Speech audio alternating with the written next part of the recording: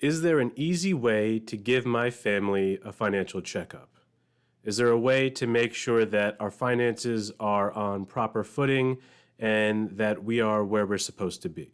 Yes, there is. And in this video, I'm going to give you 7 steps that you can take to make sure your family's finances are on secure footing. This is a family financial checkup. Hi, my name is Sid Misra, and I'm a certified financial planner who is passionate about financial education. I believe that the more you understand the financial system, the more you can use it to your advantage. Now that goes for those just starting out in their journeys, those who have been traveling for some time, and those who are nearing retirement. So what are the 7 steps in this family financial checkup? Let's take a look. The first step is to analyze your budget. And I know budget has become a taboo word when it comes to your finances, but we want to understand our cash inflows and cash outflows. Inflows meaning the money that's coming into us, what are those income sources, how much are we getting paid, and then all of the outflows, all of the money that we're spending.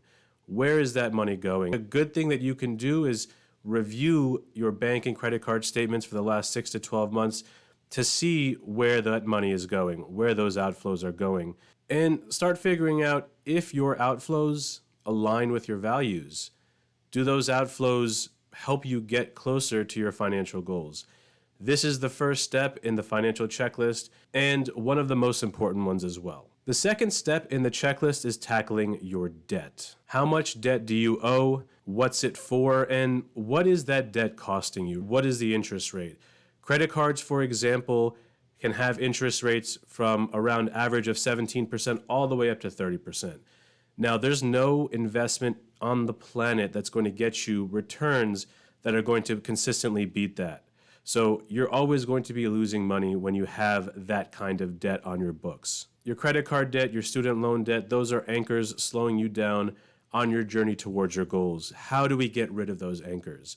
There's different strategies, the snowball strategy for debt. There's many of them out there. You need to sit down and figure out your debt and the best possible way to move forward with that. How are you removing that anchor so that you're able to go full steam ahead? Step 3 in the family financial checklist is to reevaluate and revisit your short, immediate, and long-term goals. What do you want to accomplish? What do you want to see happen and why? And it's important to continuously revisit this because life happens. There are births, there are deaths, there's marriage, divorce, and just general life events. So we want to keep revisiting these goals to make sure that they are actually what we want to see happen. They represent the life that we want to live and the things that we want to accomplish. At the end of the day, resources are finite. We don't have money to do everything, and so we need to prioritize what's most important to us. Reevaluating these goals and revisiting them is going to help you do that. Step 4 is evaluate your benefits. Now, if you're working for an employer, you probably get benefits, healthcare, disability. Some people get gym benefits and things like that. Evaluate that. What is offered to you? Are you taking advantage of everything that's offered? That's part of your compensation package. And when we come to healthcare, for example, when you elect that and you lock it in for a year, is that the most appropriate coverage for your family? Are there any gaps there? Are you undercovered? Are you underinsured? Are you covered appropriately? These are the things that you want to make sure in case something happens, you're covered appropriately and you have the benefits that will best take care of your family. Step 5 is about your investments. You want to reevaluate and rebalance your portfolios. Your investment portfolios have been in the market, they've been going up and down with the market flows. Do they still reflect what you want to be doing? Do they reflect the goals that you've set for yourself and that you've reevaluated in the previous steps? Are your investments going to get you towards your goals and what you're trying to accomplish? We want to reevaluate that and make sure that they're actually doing what we want them to do and we're invested appropriately. What do I own? Why do I own that specific investment? These are questions that you should be able to answer when you're looking at your portfolio. You also want to consider how you own it. What's the location of that?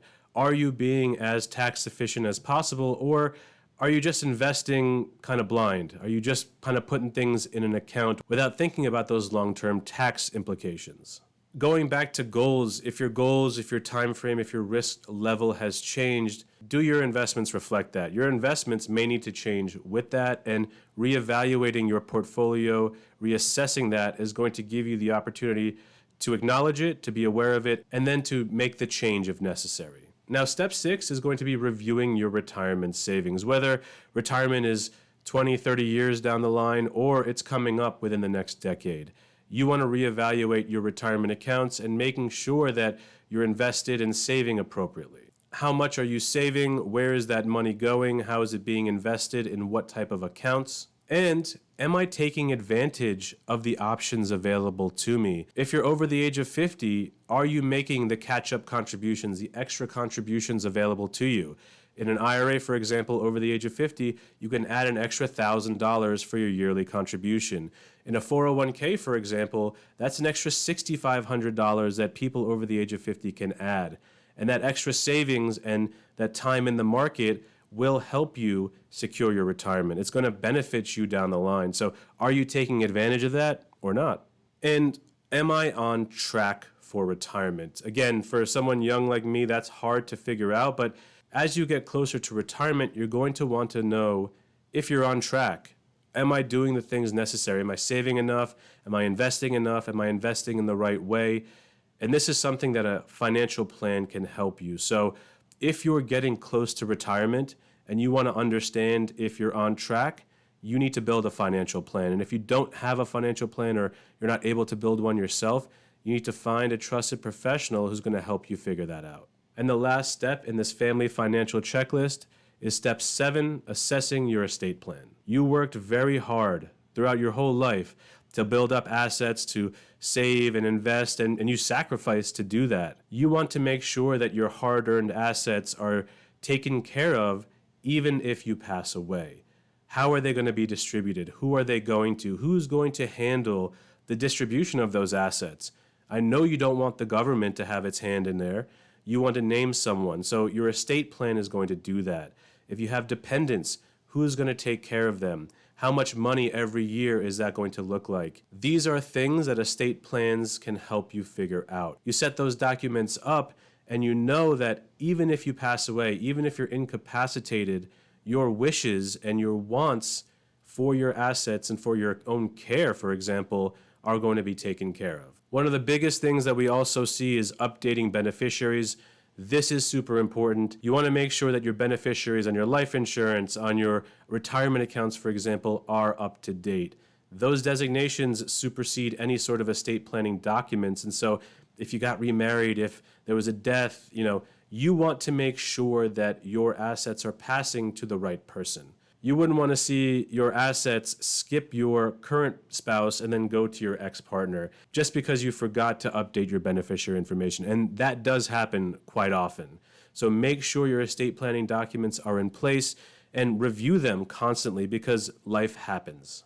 Our family's finances are so important. They take care of us. They allow us to live the life that we want to. It helps provide for the family. We need to be reviewing our finances. We need to be making sure that we are on strong financial footing and that we're headed in the right direction. This checklist is a small way, a quick way to do that, and it's a great start. Give yourself this family financial checkup and make sure you're taking care of the outstanding issues. Make sure you're taking care of the things that will have long-term consequences down the road, because your family is going to be so much better off for it. Thank you so much for tuning into this video. I hope it was valuable. If it was, please hit that like button. It helps YouTube push this video to more people that may find it valuable. And please don't forget to subscribe so you don't miss out on any future videos. Thank you so much for tuning in and stay tuned. I'll see you soon.